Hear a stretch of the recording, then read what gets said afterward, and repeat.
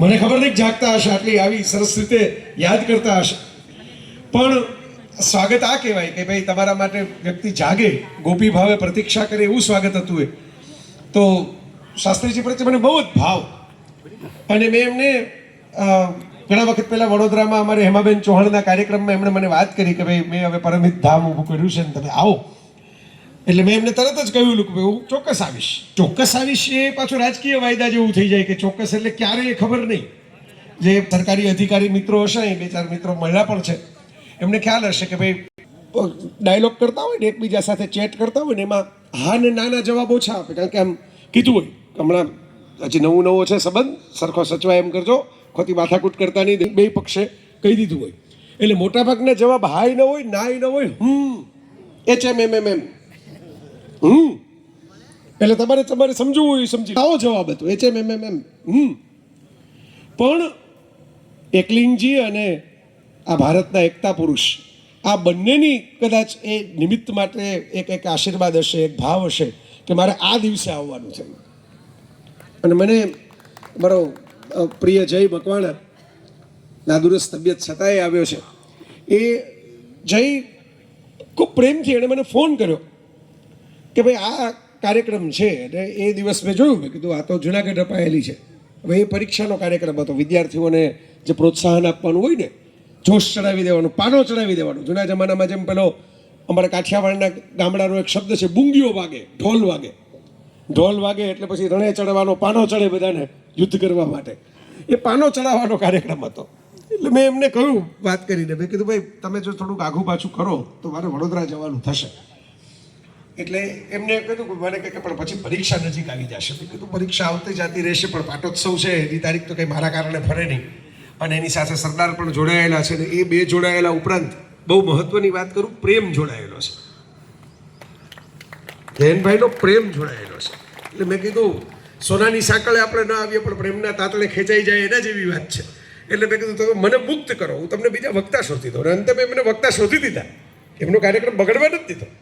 એવું ન થાય કે ભાઈ એમને કંઈ એવો દુર્ભાવ થાય કે જો તમે અમારો પ્રોગ્રામ રચડાવીને ચાલ્યા ગયા. એ તો મારી જવાબદારીમાં આવે કે ભાઈ મારે એમનો પ્રોગ્રામ પણ સરસ રીતે થાય. એટલે મેં એમને એમ કહ્યું ખરું કે બીજી વાર તમે મને નહીં બોલાવો, એવા સરસ વક્તા તમને શોધી દઉં, ભાઈ હવે આમને પાછા બોલાવવા છે.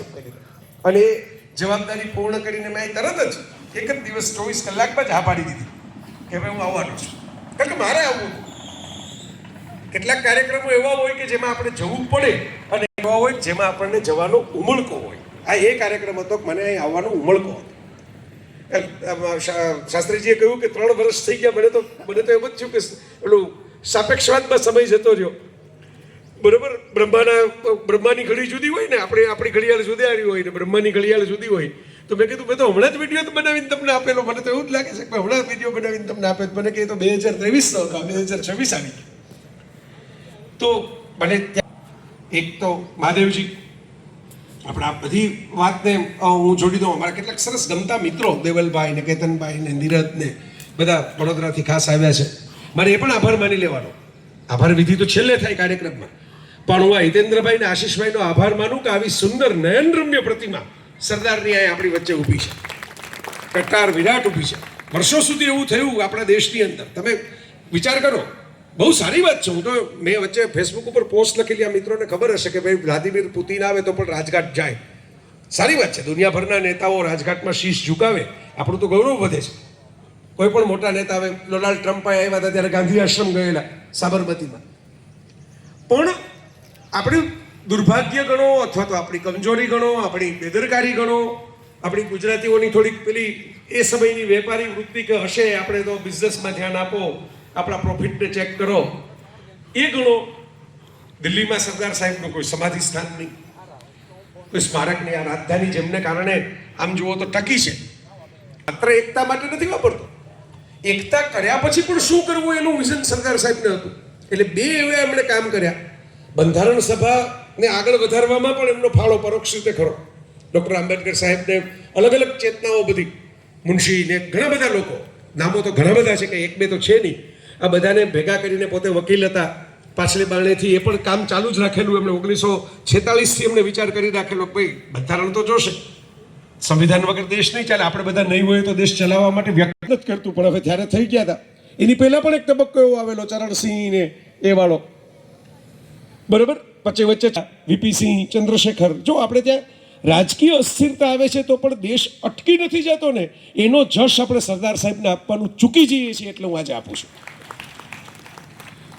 એમણે આઝાદી સમયે વિઝન રાખ્યું કે સિવિલ સર્વિસ હોવી જોઈએ. અંગ્રેજો જતા રહે એટલે કે અંગ્રેજીનું બધું સારું હોય એ ફેંકી દેવું એવું નહીં. આ બહુ મહત્વની વાત છે, કારણ કે સામાન્ય સંજોગોમાં એ વખતે પણ એક એવો દેશમાં ભાવ હતો કે અંગ્રેજી સ્કૂલો બંધ કરી દો, અંગ્રેજી કોર્ટ બંધ કરી દો, અંગ્રેજી પોલીસ સ્ટેશન બંધ કરી દો, અંગ્રેજોની આ જે એ જમાનાની ICS ગણાતી ઇન્ડિયન સિવિલ સર્વિસ એ ઉખાડીને ફેંકી દો. અંગ્રેજીમાં એક કહેવત પણ છે કે don't throw baby with the bath water. બાળકને નવડાવીને નાવડાવવાનું પાણી હોય એ ફેંકવાનું હોય, બાળકને ફેંકી દેવાનું હોય. બરાબર. નર્મદાના ઘાટની અંદર શ્રીફળ પધરાવાના હોય, માણસ પધરાવી દેવાનો ન હોય. મિત્રો કે એમણે સિવિલ સર્વિસનું ભારતીય માળખું તૈયાર કરાવ્યું. એમની તબિયતના દુરસ્ત, રજવાડાના એકીકરણની માથે જવાબદારી અલગ અલગ લોકો. અરે એ સમયે ક્યાં વોટ્સઅપ હતા કે ઇન્ટરનેટ હતા? ઘણી જગ્યાએ જીર્ણોદ્ધાર બધા કરવાનો જવાબ, કંઈક એટલું તો કોઈ માણસ કરી ન શકે, એકલા માણસનું એ કામ નથી, એના માટે તો સંસ્થા જોઈએ. પણ એમને સોમનાથ ખાસ પસંદ કર્યું, જે તે વખતે બધા વાંધા વિરોધ છતાં પસંદ કર્યું. ગાંધીજીની હયાતીમાં જ એમણે નક્કી કરી નાખ્યું કે ભાઈ આ તો હું કરીશ જ. ગાંધીજીએ કીધું ના, તમારી ઈચ્છા હોય તો કરો, પણ સરકારી પૈસા ન કરો. તો સરકારે કીધું કે એ મને આવડે છે, હું ફંડ પણ ઊભું કરી દઈશ. અને એમણે ફંડ પણ ઊભું કર્યું. એ વખતના સૌરાષ્ટ્ર રાજ્યના ઢેબરભાઈને બધાએ એ વખતે પૈસા પણ ભેગા કરી દીધા. પણ એમની જે વાત હતી, જખમ જો આમને આમ રહેશે તો દેશની અખંડિતતાને એકતા પાછો ખતરો આવશે, ત્યારે લોકોને એ જાગશે કે જો આપણે ફેલ હતા, આપણે નિષ્ફળ હતા, આપણે હારેલા હતા. આપણે હારેલા નથી, આપણું સમાનનું ગૌરવ છે. હવે માનનીય વડાપ્રધાને હમણાં જ, આ તો આ વર્ષ છે એનું 2026, કારણ કે સરદાર સાહેબે જે સોમનાથની પુનઃપ્રતિષ્ઠા કરી એને પણ હમણાં 2 મહિનાની અંદર 75 વર્ષ પૂરા થશે. અને પેલા આક્રમણને પણ 1000 વર્ષ પૂરા થયા જાન્યુઆરીમાં. તો નરેન્દ્રભાઈએ પણ એ ગૌરવ વધાર્યું. હવે તો સરદાર સાહેબની પોતાને જે જોવું ગમે એવું ભવ્ય મંદિર સોમનાથનું થઈ ગયું છે. શિખરબદ્ધ, વિશાળ મંડપવાળું, અંદર સુવર્ણ જડિત જે ભવ્યતા જે એની હતી, દિવ્યતા જે એની હતી, એને યાદ દેવડાવે એવું સાઉન્ડ એન્ડ લાઇટ શો અને ઘણું બધું છે. તમે ગયા જશો ત્યાં. કે ના, કોઈને નળિયા કનડિયા વગર પણ અમે અમારી ધજા ટટ્ટાર ફરકતી રાખી શકીએ છીએ. અમે કોઈનું આક્રમણ કરવા નથી જતા, અમે કોઈનું તોડવા ભાંગવા નથી જતા, પણ અમારું જે ભાંગેલું તૂટેલું છે એને ફરીથી પુનઃનિર્માણ કરીને હતું એનાથી પણ સુંદર બનાવવાની તાકાત હવે આ સ્વતંત્ર ભારતમાં પડેલી છે. મને અતિ હોય છે એટલે આ સબ્જેક્ટ મારાથી આય બોલી શકાય. એકતાની આધ્યાત્મિકતા, સરદારની આ સમજણ, સૂક્ષ્મ સમજણ, સૂક્ષ્મ હું કહું છું, લાઉડ નહીં, લગનકી લાંબી ચોટે જ નહીં. આ પ્રવાહી પરંપરાને વહેતી રાખો, એનું આધુનિકીકરણમાં વિશ્વાસ રાખો. પ્રવાહી પરંપરા છે, અહીં પણ લખેલું છે પરંપરા, પણ વહેતી પરંપરા હોવી જોઈએ.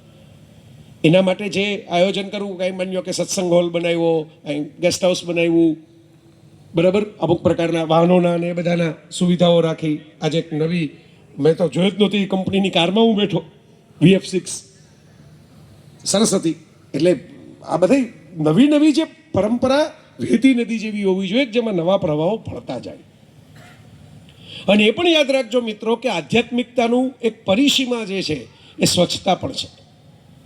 આપણી વહેતી નદી સ્વચ્છ રહેશે, આપણી જમવાની થાળી પણ સ્વચ્છ રહેશે. આપણે ભાવતું ફાવતું જ લેશું, વધારાનું નહીં લઈએ. અને હું બીજા વડીલોને આગ્રહ કરું, વધારાનો આગ્રહ છોડો. ઘણી વખત લોકોને વધારાનું લેવું નથી હોતું, લેવું પડે છે, કારણ કે પરાણે કોઈક મૂકતું જ જાય થાળીમાં. સ્વચ્છતા પણ આધ્યાત્મિકતા છે. ગાંધી, સરદાર, આ બધા પાસેથી જુઓ તમે, કપડાં સાદા પહેરે પણ સ્વચ્છ રહે. એમની કોઈ એવી વિરાટ પ્રતિમા નહીં. આપણી બીજી કરુણતા એ કે મુંબઈના જે સ્મશાનમાં સરદારનું દેહ વિલય આપણે છેલ્લી વિદાય આપી એમણે અંતિમ સંસ્કાર કરીને, ત્યાં પણ એક નાનકડી તકતી સિવાય કાંઈ જ નહીં.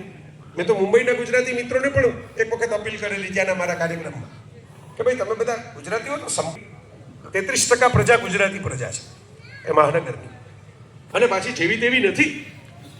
અમિતાભ બચ્ચન ને સચિન તેંડુલકર ને શાહરૂખ ખાનના સ્મશાનની અંદર ન કરો, કદાચ તો બહાર કરો, એની આસપાસ કોઈક જમીન લઈને કરો, પણ અહીંયા એમનું અંતિમ વિદાય અહીંથી થઈ હતી એનું સ્મારક તો બનાવો મુંબઈમાં. મુંબઈ મહાનગર છે, લોકો આવે, ઘણા વિદેશી મહેમાનો આવે, જોવા જઈ શકે. ગાંધીજીને જે લાભ મળે છે દિલ્હીમાં રાજઘાટમાં, કારણ કે વિદેશી મહેમાનો બધા દિલ્હી આવે, તો મુંબઈ આર્થિક રાજધાની છે આપણી, અને સરદાર સાહેબે છેલ્લા શ્વાસ એ ભૂમિમાં લીધા. તો એ ભૂમિમાં ક્યાંક તો તર્પણ કરો. પણ હવે મેં કીધું ને, ધંધે મેં ધ્યાન જ્યાદા હોતા હે, એવું થયું. મારે એટલે ધન્યવાદ આપવા છે. આ કારણ સહિત જો ધન્યવાદ તમે આપો એ ઔપચારિકતા છે, સહકારણ આપો એ સન્માન છે.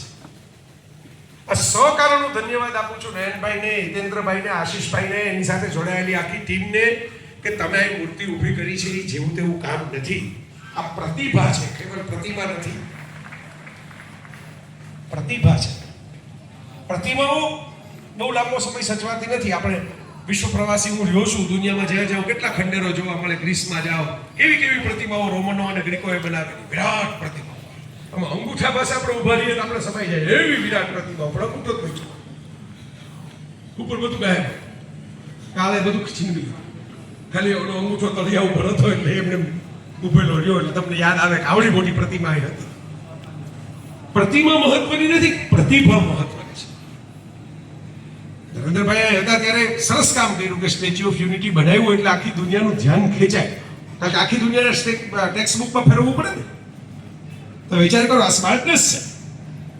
દુનિયાનું સૌથી ઊંચું પૂતળું એમ તમે કરીને બનાવો તો એ ઊંચાઈ અહમની ઊંચાઈ નથી, એ ઊંચાઈ જ્ઞાનની ઊંચાઈ છે. કારણ કે વિશ્વભરના, એ નોર્વેથી ન્યુઝીલેન્ડ ને કેન્યાથી કેનેડા સુધીના બાળકો જ્યાં ભણતા હોય, એને જનરલ નોલેજનો સવાલ તૈયારી કરવી હોય તો એમાં આવે કે વર્લ્ડ ટોલેસ્ટ સ્ટેચ્યુ ક્યાં છે? તો કે ગુજરાતમાં નર્મદા કિનારે સરદાર પટેલનું સ્ટેચ્યુ ઓફ યુનિટી છે. મેં ત્યારે પણ લખેલું કે અહમનો વિસ્તાર નથી. છે આ પુસ્તકમાં બધા લેખો લઈ લીધા નવી સમર્થિત આવૃત્તિ, કે અહમનો વિસ્તાર નથી, આ વિસ્તાર જ્ઞાનનો વિસ્તાર છે. હવે જે બાળક કદાચ કોઈ, જેમ આપણે કેમ સ્ટેચ્યુ ઓફ લિબર્ટી કેમ બન્યું ને ક્યાંથી આવ્યું ને એફિલ ટાવર કેવી રીતે બન્યો ને એનું જનરલ નોલેજ લેતા હોય, કેબીસીના સવાલે પૂછાતા હોય, એમ પરદેશના બાળકો પણ ક્યારેક ગૂગલમાં અથવા કે એઆઈને પૂછશે ને કે આ નંબર 1 પૂતળું જે આખી દુનિયાનું સૌથી ઊંચું છે એ કોનું છે, હુ ઇઝ ધેટ? તો ગૂગલ કહેશે, એઆઈ કહેશે કે વલ્લભભાઈ પટેલ. પછી એ બાળક આગળ કહેશે કે હુ ઇઝ વલ્લભભાઈ પટેલ, કે જેનું આવડું મોટું પૂતળું કર્યું અને દેશના પ્રાઇમ મિનિસ્ટરે જેનું ઉદઘાટન કર્યું. એવું નહીં કે પ્રાઇવેટ કર્યું હોય, ખાનગીમાં સ્વયં સરકાર જેની સાથે જોડાયેલી હોય એની. ત્યારે બાળકને દુનિયાના કોઈ પણ ખૂણે ખબર પડશે કે આ સરદાર વલ્લભભાઈ પટેલ, આ સરદાર એમને આ કામ કર્યું. અને કામ તો કર્યું પણ નીચે નામ ન રાખ્યું, નામ વગરના કામ.